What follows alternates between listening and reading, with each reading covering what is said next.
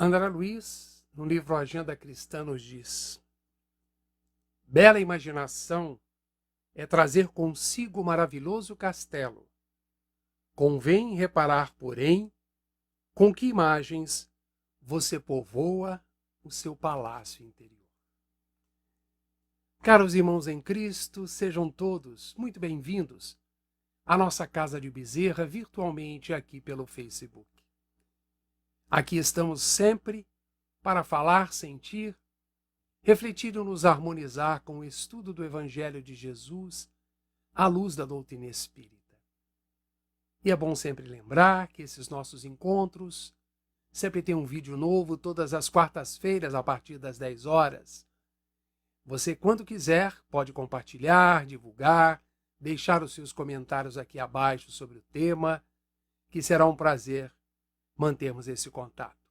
Agradecemos novamente aos amigos espirituais que continuem nos ajudando nestes momentos de grandes desafios e que eles permitam que possamos fazer uma pausa para a reflexão e a harmonização de nossas mentes e corações, sempre voltados para a luz que nos direciona ao bem.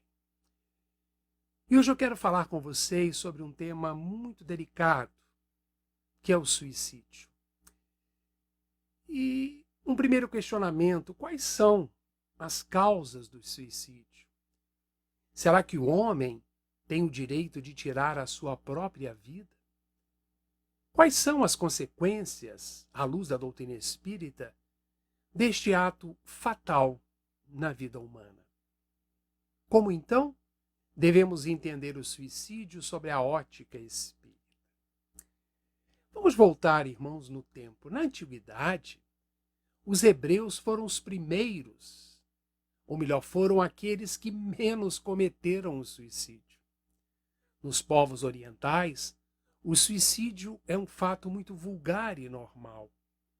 Na história do Egito, tornou-se célebre o suicídio de Cleópatra.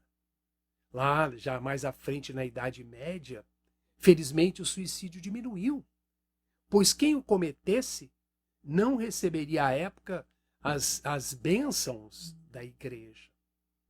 Mais à frente, na Renascença, podemos dizer que o maior período de liberdade religiosa, o suicídio, então, ele retrocedeu e continua até nos dias atuais.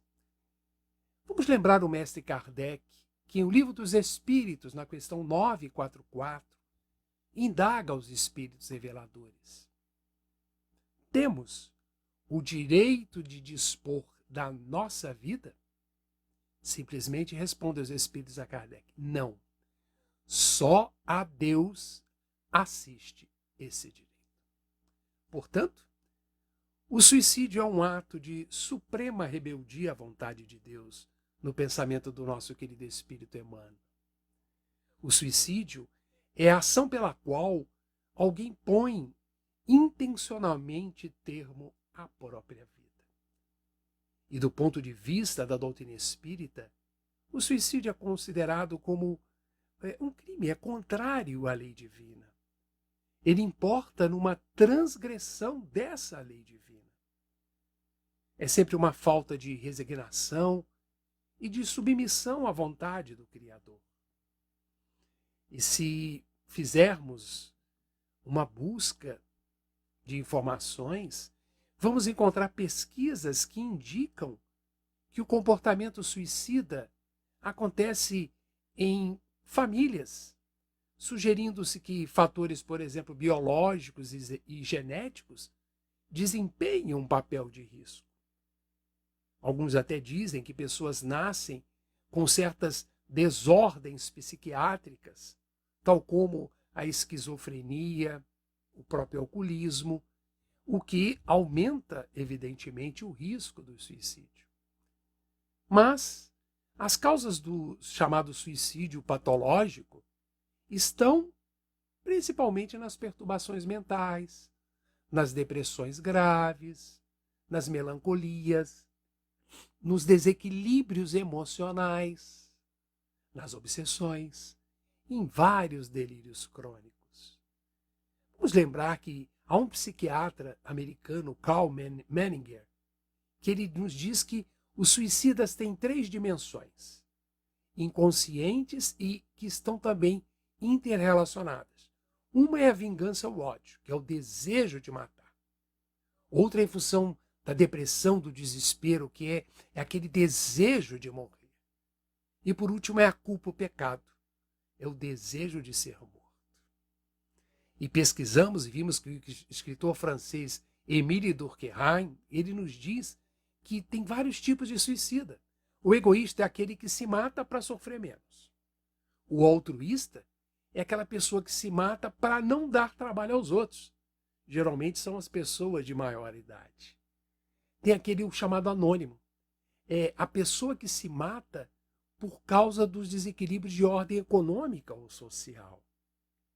Mas à luz da doutrina espírita, Kardec, em O Evangelho segundo o Espiritismo, no capítulo 3, relembra Jesus nos dizendo que a calma e a resignação que são adquiridas na maneira de encarar a vida terrena e a fé no futuro dão ao espírito uma serenidade que é o melhor preservativo da loucura e do suicídio. E a incredulidade, a vida de uma simples dúvida quanto ao futuro, as ideias materialistas, são os maiores incentivadores do suicídio. Elas produzem a chamada frouxidão moral. Mas quais são também os tipos de suicídio? Tem o suicídio direto, tem aquele que é intencionado, tem aquele que é premeditado. Seria também o suicídio indireto, em que não há a intenção de cometer, que podem ser provocados por abusos de intemperanças mental e física.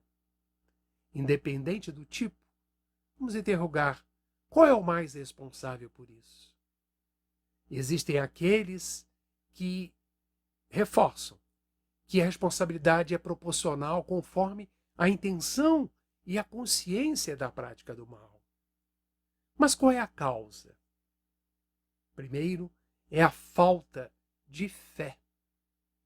Ao esquecer de Jesus, que nos afirmava que se tiverdes fé do tamanho de um grão de mostarda, falaríamos para esse monte, saia daqui e vai para colar. Ele iria. Mas existem vários fatores que provocam a incredulidade, o materialismo, as dúvidas sobre a vida espiritual. E Jesus nos faz este consolo. Esses fatores ocasionam para muitos a covardia moral diante das decepções e sofrimentos. Vamos lembrar o espírito Joana de Ângeles, que ela reforça que a causa de todos os males que assolam o mundo atual está na ausência de uma visão mais espiritualizada da vida. Olha que interessante, irmãos. Visão espiritualizada da vida. Aqui um alerta para todos nós. Nós somos sim chamados a valorizar a vida, a compreender o sofrimento, a dificuldade como um processo educativo e também reeducativo de nossa personalidade. Mas quais são as outras consequências e as mais comuns do suicídio? Na visão espírita. Lesões no perispírito. A localização em regimes de sofrimento, os tormentos, as recordações, os pesadelos, as acusações, as visões. Em alguns casos, até mesmo, a repercussão dos efeitos da decomposição orgânica, que acontece em grande maioria. Essa expiação da falta cometida deverá acontecer. Mas o que acontecerá a esses espíritos que ceifaram as suas vidas? O que acontecerá com eles em futuras encarnações? Bom, o corpo espiritual vai plasmar neste novo corpo físico as mesmas lesões que nele foram contidas. Como consequência, gerando mutilações, surdez, a deficiência visual, às vezes o câncer, a mudez, a loucura, tantos outros. E vamos lembrar que no livro Quem Tem Medo da Morte, alguém deve conhecer, do autor Richard Simonetti, que ele nos diz que o autoaniquilamento situa-se como uma porta falsa. Olha que associação interessante. Em que o indivíduo, julgando libertar-se de seus males, precipita-se em uma situação muito pior. E o nosso saudoso Dr. Jorge André, eu tive o prazer de conhecê-lo, já no livro Enfoques Científicos na Doutrina Espírita, ele aborda essa temática e tece algumas considerações que eu trouxe aqui para refletirmos. Quando o Dr. Jorge André nos diz que é o homem moderno, quando ele materializou-se, exaltando a deusa máquina e a deusa técnica, não percebendo a fragilidade desses totens de barro. E ele acrescenta: Deus, em que confiou e acreditou, esborrou-se ao menor dos ventos. Não acontecendo o mesmo com aqueles que asseguram os seus alicerces psicológicos, emocionais, numa ótica valorosa que o espiritualismo pode oferecer. E mais ainda, numa filosofia harmoniosa e inteligível para ser raciocinada. E o que caracteriza a doutrina espírita? E Dr. Jorge Andréa finaliza que o suicídio, como resultado de um intenso desequilíbrio emocional, poderá ser um ato voluntário, porque existem outros fatores que concorrem para um suicídio, lento e despercebido, e por isso considerado involuntário, ou seja, suicídio consciente e inconsciente. Nós sabemos, irmãos, que as consequências daqueles que regressam e se manifestando falam das dores profundas dos seus atos. Não morrerão, ou ao morrerem, acreditavam que as soluções estariam presentes. Mas, sem dúvida, as consequências são mais graves. Eliminam-se no mundo espiritual com muitos sofrimentos. E estes que, desequilibradamente, vão precisar retornar à Terra em novas encarnações e terão que passar por expiações muito mais aflitivas. E o Espírito Joana de Ângeles, no livro Após a Tempestade, excelente livro, recomendo a leitura, nos fala dessas consequências do suicídio. Aqueles que esfacelam, por exemplo, o crânio, reencarnam com idiotia, surdez, a mudez, conforme a parte do cérebro que foi afetada. Aqueles que, por exemplo, tentaram o enforcamento reaparecem com os processos de paraplegia infantil, os afogados com o enfisema pulmonar, aqueles que tiram a vida, um tiro no coração, são cardiopatas irreversíveis. Aqueles que se utilizam de tóxicos e venenos são atormentados por deformações congênitas, úlceras gástricas, melhor dizendo, e cânceres. Joana ainda nos diz: espera pelo amanhã, quando o teu dia se te apresente sombrio e apavorante. Se te parecem insuportáveis as dores, lembra-se de Jesus. Ora, aguarda e confia. Que maravilhosa mensagem de Joana. Nos lembra então de Kardec, em que no Evangelho segundo o Espiritismo nos informa que é com o Espiritismo a dúvida não está mais sendo permitida, ela modifica a visão da nossa vida. Lembremos oportunamente sobre o suicídio, que temos que continuar vivos. E a grande surpresa após a desencarnação, quantos têm uma visão simplesmente dolorosa, quase que em sua totalidade. Vamos aproveitar e buscar entender esses nossos irmãos, orar por eles, orar por aqueles que simplesmente encontraram ou acharam que encontraram uma solução adequada.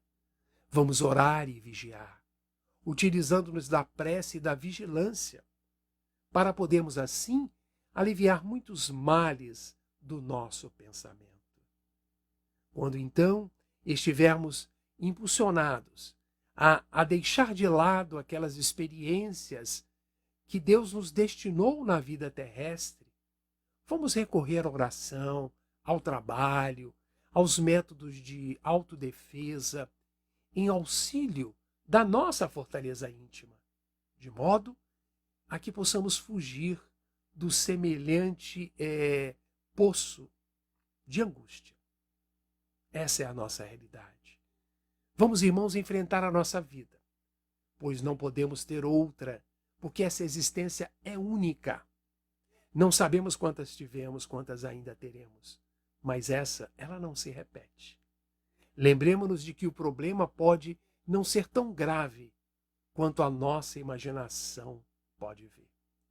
Quem sabe, se esperarmos um pouco mais, exercitando a paciência, a resignação, a dificuldade não tomará outro rumo. A doença não recebe o remédio correto.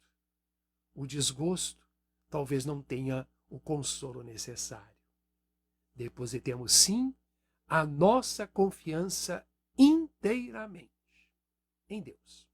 Ele, sim, sabe o momento oportuno de nos tirar de qualquer embaraço. Bom, é isso que temos para as nossas reflexões de hoje. Espero que tenhamos aproveitado esse momento e que possamos estar juntos na próxima semana, em que falaremos de mais um assunto do Evangelho à luz da doutrina espírita. Deixo o meu abraço fraterno a todos, fiquemos em paz, tenhamos um dia de aprendizado, uma semana construtiva e continuemos nos cuidando. Muita paz a todos nós.